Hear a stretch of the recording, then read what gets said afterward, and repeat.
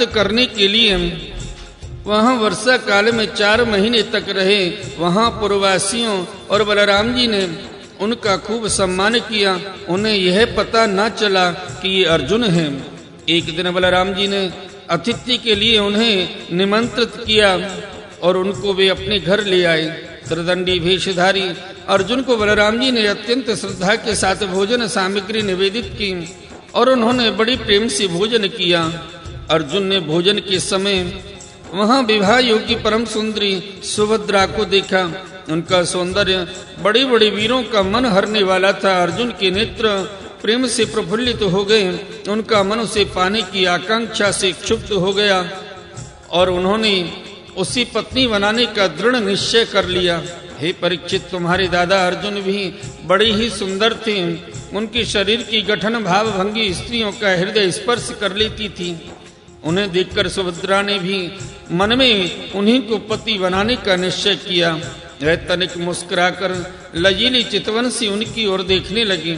उसने अपना हृदय उन्हें समर्पित कर दिया। तब अर्जुन केवल उसी का चिंतन करने लगे और इस बात का अवसर ढूंढने लगे कि इसे कब हर ले जाऊं। सुभद्रा को प्राप्त करने की उत्कट कामना से उनका चित्त चक्कर काटने लगा। उन्हें तनिक भी शांति नहीं मिलती थी। एक बार सुभद्रा जी देवी दर्शन के लिए रथ पर सवार होकर द्वारिका दुर्ग से बाहर निकली। उसी समय महारथी अर्जुन ने देवी की वसुदेव और श्री कृष्ण की अनुमति से सुभद्रा का हरण कर लिया। रथ पर सवार होकर वीर अर्जुन ने धनुष उठा लिया और जो सैनिक उन्हें रोकने के लिए आए उन्हें मार पीट कर भगा दिया।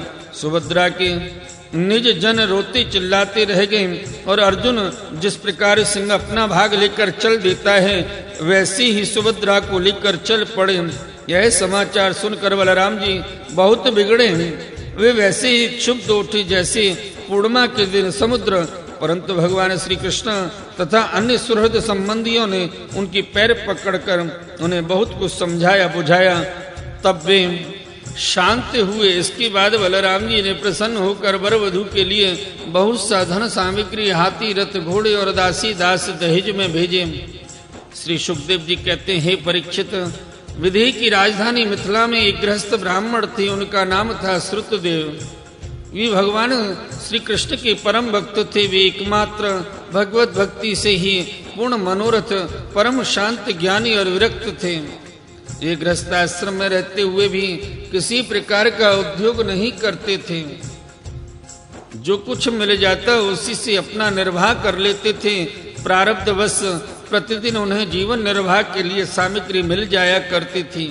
अधिक नहीं, वे उतने से ही संतुष्ट भी थे और अपने वर्णाश्रम के अनुसार धर्म पालन में तत्पर रहते थे। प्रिय परीक्षित, उस देश के राजा भी ब्राह्मण के समान ही भक्तिमान थे। मैथिल वंश के उन प्रतिष्ठित नरपति का नाम था बहुलाश्व। उनमें अहंकार लेश भी न था। श्रुतदेव और बहुलाश्व दोनों ही भगवान श्री कृष्ण के प्यारे भक्त थे। एक बार भगवान श्री कृष्ण ने उन दोनों पर प्रसन्न होकर दारुक से रथ मंगवाया और उस पर सवार होकर द्वारिका से विदेह देश की ओर प्रस्थान किया। भगवान के साथ नारद, वामदेव, अत्रि, वेदव्यास, परशुराम, असिति, आरुणि, मैं, शुकदेव, बृहस्पति, कण्व, मैत्री, च्यवन आदि ऋषि भी थे। हे परीक्षित, वे जहाँ जहाँ पहुँचते वहाँ वहाँ की नागरिक और ग्रामवासी प्रजा पूजा की सामग्री लेकर उपस्थित होती। पूजा करवाने वालों को भगवान ऐसे जान पड़ते मानो ग्रहों के साथ साक्षात सूर्य नारायण उदय हो रहे हों।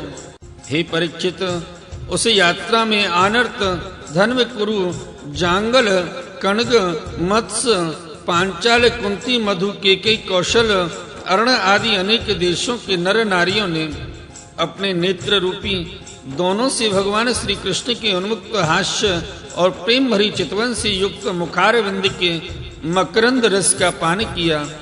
त्रलोक गुरु भगवान श्री कृष्ण के दर्शन से उन लोगों की अज्ञान दृष्टि नष्ट हो गई। प्रभु दर्शन करने वाले नर नारियों को अपनी दृष्टि से परम कल्याण और तत्व ज्ञान का दान करते चल रहे थे। स्थान स्थान पर मनुष्य और देवता भगवान की उस कीर्ति का गान करके सुनाते हैं जो समस्त दिशाओं को उज्जवल बनाने वाली एवं समस्त अशुभों का विनाश करने वाली है। इस प्रकार भगवान श्री कृष्ण धीरे धीरे विदेह देश में पहुंचे। हे परीक्षित, भगवान श्री कृष्ण के शुभागमन का समाचार सुनकर नागरिक और ग्रामवासियों के आनंद की सीमा न रही। वे अपने हाथों में पूजा की विविध सामग्रियां लेकर उनकी अगवानी करने आए। भगवान श्री कृष्ण का दर्शन करके उनकी हृदय और मुख कमल प्रेम और आनंद से खिल उठे। उन्होंने भगवान को तथा मुनियों को, जिनका नाम केवल सुन रखा था, देखा न था, हाथ जोड़कर मस्तक झुकाकर प्रणाम किया। मिथिला नरेश बहुलाश्वर सुतदेव ने यह समझकर कि जगत गुरु भगवान श्री कृष्ण हम लोगों पर अनुग्रह करने के लिए ही पधारे हैं, उनके चरणों पर गिरकर प्रणाम किया। बहुलाश्य और श्रुतदेव दोनों ही एक साथ हाथ जोड़कर मुनि मंडली के सहित भगवान श्री कृष्ण को आतिथ्य ग्रहण करने के लिए निमंत्रित किया। भगवान श्री कृष्ण दोनों की प्रार्थना स्वीकार करके दोनों को ही प्रसन्न करने के लिए एक ही समय में पृथक पृथक रूप से दोनों के घर पधारे। और यह बात एक दूसरे को मालूम न हुई कि भगवान श्री कृष्ण मेरे घर के अतिरिक्त और कहीं भी जा रहे हैं। विदेहराज बहुलाश्य बड़े मनस्वी थे। उन्होंने यह देखकर कि दुष्ट दुराचारी पुरुष जिनका नाम भी नहीं सुन सकते, वे ही भगवान श्री कृष्ण और ऋषि मुनि मेरे घर पधारे हैं, सुंदर सुंदर आसन मंगाए और भगवान श्री कृष्ण तथा ऋषि मुनि आराम से उन पर बैठ गए। उस समय बहुलाश्य की विचित्र दशा थी। प्रेम भक्ति की उद्वेग से उनका हृदय भर आया, नेत्रों से आंसू उमड़ रहे थे। उन्होंने अपने पूज्यतम अतिथियों के चरणों में नमस्कार करके पांव पखारे और अपनी कुटुंब के साथ उनके चरणों का लोक पावन जल सिर पर धारण किया और फिर भगवान एवं भगवत स्वरूप ऋषियों को गंधमाला, वस्त्र, अलंकार, धूप, दीप, अर्घ, गौ बैल आदि समर्पित करके उनकी पूजा की। जब सब लोग भोजन करके तृप्त हो गए, तब राजा बहुलाश्य भगवान श्री कृष्ण के चरणों को अपनी गोद में लेकर बैठ गए और बड़े आनंद से धीरे धीरे उन्हें सहलाते हुए बड़ी मधुर वाणी से भगवान की स्तुति करने लगे। राजा बहुलाश्य ने कहा, प्रभु, आप समस्त प्राणियों की आत्मा साक्षी एवं स्वयं प्रकाश से हैं। हम सदा सर्वदा आपके चरण कमलों का स्मरण करते रहते हैं। इसी से आपने हम लोगों को दर्शन देकर कृतार्थ किया है। हे भगवान, आपके वचन है कि मेरा अनन्य प्रेमी भक्त मुझे अपने स्वरूप बलराम जी, अर्धांगिनी लक्ष्मी और पुत्र ब्रह्मा से भी बढ़कर प्रिय है। अपने उन वचनों को सत्य करने के लिए ही आपने हम लोगों को दर्शन दिया है। भला ऐसा कौन सा पुरुष है जो आपकी इस परम दयालुता और प्रेम परवस्था को जानकर भी आपके चरण कमलों का परित्याग कर सके। हे प्रभु, जिन्होंने जगत की समस्त वस्तुओं का एवं शरीर आदि का भी मन से परित्याग कर दिया है, उन परम शांत मुनियों को आप अपने तक को भी दे डालते हैं। आपने यदुवंश में अवतार लेकर जन्म मृत्यु के चक्कर में पड़े हुए मनुष्यों को उससे मुक्त करने के लिए जगत में ऐसे विशुद्ध यश का विस्तार किया है जो त्रैलोकी के पाप ताप को शांत करने वाला है। हे प्रभु, आप अचिंत्य अनंत ऐश्वर्य और माधुर्य निधि हैं। सबके चित्त को अपनी ओर आकर्षित करने के लिए आप सच्चिदानंद स्वरूप परम ब्रह्म हैं। आपका ज्ञान अनंत है। परम शांति का विस्तार करने के लिए आप ही नारायण ऋषि के रूप में तपस्या कर रहे हैं। मैं आपको नमस्कार करता हूँ। एक रस अनंत, आप कुछ दिनों तक मुनि मंडली के साथ हमारे यहाँ निवास कीजिए और अपने चरणों की धूल से इस निमि वंश को पवित्र कीजिए। हे परीक्षित, सबके जीवन दाता भगवान श्री कृष्ण राजा बहुलाश्य की यह प्रार्थना स्वीकार करके मिथिलावासी नर नारियों का कल्याण करते हुए कुछ दिनों तक वहीं रहे।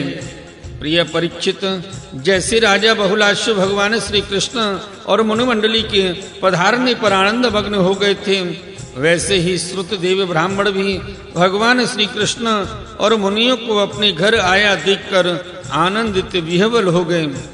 वे उन्हें नमस्कार करके अपने वस्त्र उछाल उछाल कर नाचने लगे। श्रुत देवी ने चटाई, पीढ़े और कुशासन बिछाकर उन पर भगवान श्री कृष्ण और मुनियों को बैठाया। स्वागत भाषण आदि के द्वारा उनका अभिनंदन किया तथा अपनी पत्नी के साथ बड़े आनंद से सबके पांव पखारे। हे परीक्षित, महान सौभाग्यशाली श्रुत देवी ने भगवान और ऋषियों के चरणों दक से अपने घर और कुटुंबियों को सींच दिया। इस समय उनके सारे मनोरथ पूर्ण हो चुके थे। वे हर्षाती रेकसी मतवाले हो रहे थे। तदंतर उन्होंने फलगंध, खस से सुवासित निर्मल एवं मधुर जल, सुगंधित मिट्टी, तुलसी, कुश, कमल आदि अनायास प्राप्त पूजा सामग्री और तत्व गुण बढ़ाने वाले अन्न से सबकी आराधना की। उस समय श्रुत देवी जी मन ही मन तर्कना करने लगी कि मैं तो घर गृहस्थ